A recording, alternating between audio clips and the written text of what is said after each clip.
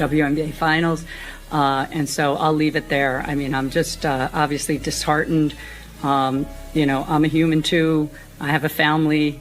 I have 2 kids who are devastated by these comments. And so all I'll say is just, you know, it's obviously. It was meant to be the single morning of the year when everything went quiet. Christmas morning 2025. For the WNBA front office and especially for Commissioner Kathy Engelbert, the holiday pause was supposed to be a rare ceasefire after a season marked by historic ratings, but also weighed down by nonstop drama, racial friction, and locker room conflict. League executives needed space to exhale.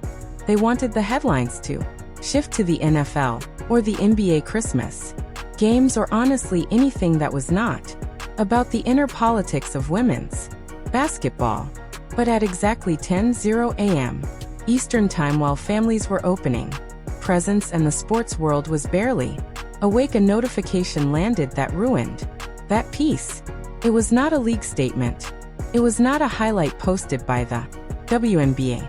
It was a Nike tweet, and inside it was a 30-second video that would arguably inflict more damage on the commissioner's authority than any controversy in the past 10 years. The commercial, titled From Anywhere, starring Caitlin Clark, did more than dominate the internet. It reportedly threw WNBA headquarters into full-blown panic. To understand why a simple shoe ad could trigger such an extreme response from the top of the league, you have to look past basketball itself. You have to examine the shifting power structure that has been building quietly for the last 2 years. For generations, the WNBA has operated under a strict belief system: the collective. The brand comes first. The league pushes the idea of the 144, meaning every player matters, every story counts, and no individual stands above the organization. It is a shared marketing philosophy that Engelbert has defended as protection against chaos. But when that commercial premiered on Christmas morning with blockbuster cinematography celebrity appearances from Travis Scott and the Kelsey brothers, and a tone that felt closer to a film trailer than a sports ad, it shattered that belief. It loudly announced that there is number 144, there is Caitlin Clark, and then everyone else. And for a commissioner whose legacy is tied to maintaining balance inside the league, watching one player elevated to a legendary status without league approval or oversight was a direct challenge to her control. What truly kept executive phones ringing all day were the details inside the ad itself. This was not a highlight package of WNBA moments. In fact, the league logo is barely present, if it appears at all. The focus is entirely on Clark as an individual brand. She is shown shooting in the snow in a driveway surrounded by the biggest cultural figures of the moment, making shots from absurd distances. The message was unmistakable. The world asks, can you make it from here? She answers, from anywhere. It frames her not as an athlete but as a cultural force bigger than the game. Sources say Engelbert saw this as a rogue move. Normally, the league works alongside partners like Nike to ensure campaigns elevate the WNBA as a whole. But this was Nike making a statement. They were telling the league they do not need the WNBA to sell shoes. They only need Caitlin. That is a terrifying realization for a commissioner. The moment you understand your biggest star has grown beyond the league itself and the sponsors know it. The timing of this release adds a layer of hostility that cannot be ignored. To fully understand the anger inside the front office, we have to talk about the unrivaled league. Just weeks before this, Nike had dropped. The basketball world was locked in on the launch of a new 3-on-3 league founded by Brianna Stewart and Nafisa Collier. This was meant to solve the off-season problem. It was an equity-driven league built by players for players, designed to keep talent at home and reward veterans who carried the league for years. The Commissioner publicly backed the idea, seeing it as a cornerstone of future growth. They went all in trying to get Caitlin Clark involved. Reports surfaced that she was offered more than $1 million for just a few weeks of play, a number that dwarfed her WNBA salary. It was a messy level offer, and Clark turned it down. She declined the money. She declined the exposure. She chose rest golf and stepping away from the spotlight. Or at least that is what they believed. Dropping the From Anywhere commercial on Christmas Day while Unrivaled was building momentum toward its January debut felt like a calculated strike. When Clark passed on the offer, the league's old guard framed it as her missing an opportunity. Some suggested she was slowing the growth of the game, but the ad reversed that narrative. Overnight, the numbers speak clearly. Within 24 hours, Clark's 30-second spot pulled 6 times more views than the entire Unrivaled launch campaign combined. It was a public embarrassment for the establishment. It proved Clark did not need Unrivaled to remain relevant. Unrivaled needed her. For Engelbert, watching her off-season plan get buried by a sneaker ad was a catastrophe. It reinforced a harsh truth that fans are not loyal to women's basketball as an idea. They are loyal to Caitlin Clark. That realization strips the commissioner of leverage. How do you control or discipline a player who holds the keys to the whole kingdom? That brings us to the financial optics. This commercial exposes one of a commissioner's core responsibilities is to make the league appear powerful, prosperous, and aspirational. Engelbert comes from a business background. She understands numbers, and these numbers are brutal. Watching Clark appear in a commercial that looks like it cost $5 million wearing custom gear, standing alongside superstar rappers and NFL icons creates a sharp contrast with the reality of the WNBA. The production quality of that single ad outshines most WNBA broadcasts. It reminds viewers that Clark is earning millions from Nike, Gatorade, and State Farm while the league she plays in pays her a rookie salary that would not cover the catering bill for that shoot. This is a nightmare for Engelbert. She is deep into future labor negotiations, trying to sell the WNBA as a major league. Yet every time this commercial airs during an NBA or NFL broadcast, it sends the opposite message. It tells players the real money exists outside the league. It gives the union ammo to point at the screen and ask why they are fighting for crumbs. It makes the league look small. It makes leadership look slow for failing to capitalize sooner. There are whispers of owners calling Engelbert, demanding to know why they are not benefiting from this surge. The anger is not jealousy, it is business.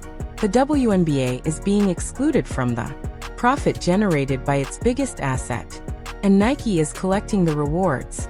The most dangerous consequences are unfolding inside locker rooms, and this is where the commissioner's anxiety backs. We have to talk about the Aya Wilson factor. Aya Wilson is a 3-time MVP, a champion, and by every traditional measure the best player alive. She also has a Nike deal. She also recently appeared in a commercial, but the moment Clark's ad dropped, the comparisons started. Fans quickly noticed the gap. Clark's spot was cinematic, dramatic, and expensive. Wilson's was labeled basic, low effort, and flat. Instantly a narrative formed online that Nike was undermining Aya to elevate Caitlin. Whether true or not does not matter. Perception is everything. This ad drives a wedge between the league's 2 biggest stars and their camps. It reinforces long-held suspicions among veterans that the corporate system favors certain players regardless of achievement. Engelbert has spent 2 years trying to contain disputes over physical play and the treatment of Caitlin Clark. This commercial dumped fuel on those fires. How can Aya not feel slighted? How can Veterans not feel disrespected watching. A rookie receive a Jordan-level rollout. While they get generic treatment. That. Resentment spills onto the court. It turns games into vendettas. It increases risk. It invites controversy. And every problem eventually lands on the commissioner's desk. The most dangerous consequences are unfolding inside locker rooms, and this is where the commissioner's anxiety backs. We have to talk about the Aya Wilson factor. Aya Wilson is a three-time MVP, a champion, and by every traditional measure the best player alive. She also has a Nike deal. She also recently appeared in a commercial, but the moment Clark's ad dropped, the comparisons started. Fans quickly noticed the gap. Clark's spot was cinematic, dramatic, and expensive. Wilson's was labeled basic, low effort, and flat. Instantly a narrative formed online that Nike was undermining Aya to elevate Caitlyn. Whether true or not does not matter. Perception is everything. This ad drives a wedge between the league's two biggest stars and their camps. It reinforces long-held suspicions among veterans that the corporate system favors certain players regardless of achievement. Engelbert has spent 2 years trying to contain disputes over physical play and the treatment of Caitlyn Clark. This commercial dumped fuel on those fires. How can Aya not feel slighted? How can veterans not feel disrespected watching a rookie receive a Jordan-level rollout while they get generic treatment? That resentment spills onto the court. It turns games into vendettas. It increases risk. It invites controversy. And every problem eventually lands on the commissioner's desk. We also have to address the cameo strategy because it was a direct break from league tradition. For years, WNBA marketing honored its roots. Legends like Cheryl Swoops, Lisa Leslie, and Sue Bird were included to show continuity and respect. From anywhere ignored that history. There was no torch passing, no acknowledgement of the foundation. Clark was validated instead by men. Travis Scott, the Kelsey brothers, Michael K. This was a deliberate decision to place Clark outside the WNBA timeline. Nike was telling audiences she is not just a WNBA player. She is a mainstream icon. For the gatekeepers of the sport and the legends who have questioned Clark's fan base, this was a slap in the face. It sent a message that legacy approval was no longer required. Engelbert understands how dangerous that is. She needs veterans and alumni aligned, but separating the league's face from its history fractures the foundation.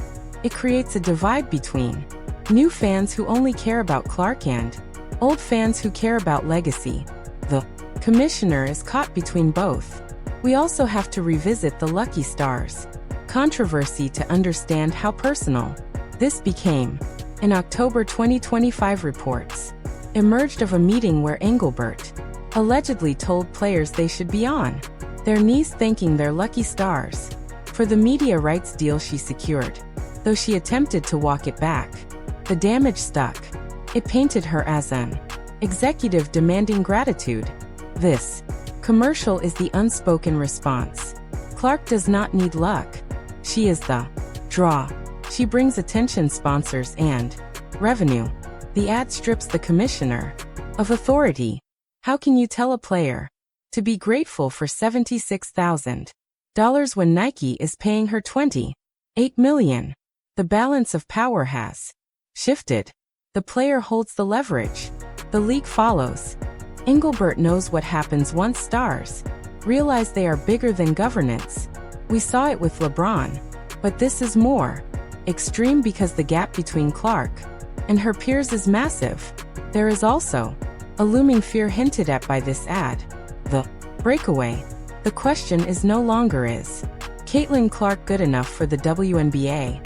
The question is the WNBA big enough for Caitlyn Clark? The visuals, the messaging, the global tone suggest an ambition the league cannot meet. If the CBA collapses and the league cannot pay her value. What stops her from building something new? What stops Nike or Amazon from launching a Caitlin Clark tour that outdraws the WNBA? This ad proves the money exists. It is a warning. We built this star, and we can move her anywhere. What looks like rage inside the office is really fear. Fear that the league is a stepping stone, not the destination. We also have to examine the global irony that caused backlash. The phrase "from anywhere" implies worldwide access, snow, distance, universality. Yet Nike failed to release the merch internationally. Fans from Brazil, France, Spain, and China flooded comments asking why they were left out. While this is a Nike mistake, it reflects poorly on the WNBA. Engelbert talks constantly about global growth, Toronto, London expansion, games abroad, but when the biggest campaign excludes international fans, it reinforces the idea of amateur execution. The league appears unable to support a global star. Once again, the infrastructure fails the talent, and the commissioner absorbs the criticism. We must also consider the mental impact heading into the next season. This ad has drawn a clear line for 2026 by 11.